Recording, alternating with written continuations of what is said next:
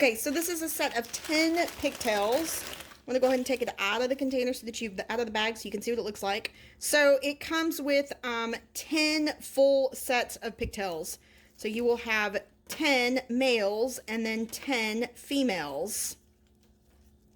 As you can see, there is the female, and then these are going to be all of the males. So these are basically going ahead and just use as replacement parts if you're needing to replace them because your other ones have gotten damaged in this section, or perhaps maybe your wire has broken in this section. So these actually fit really, really nicely together. They're nice and snug, and I'm not going to worry about after I replace these that these actually falling apart very quickly or very easily. So yeah.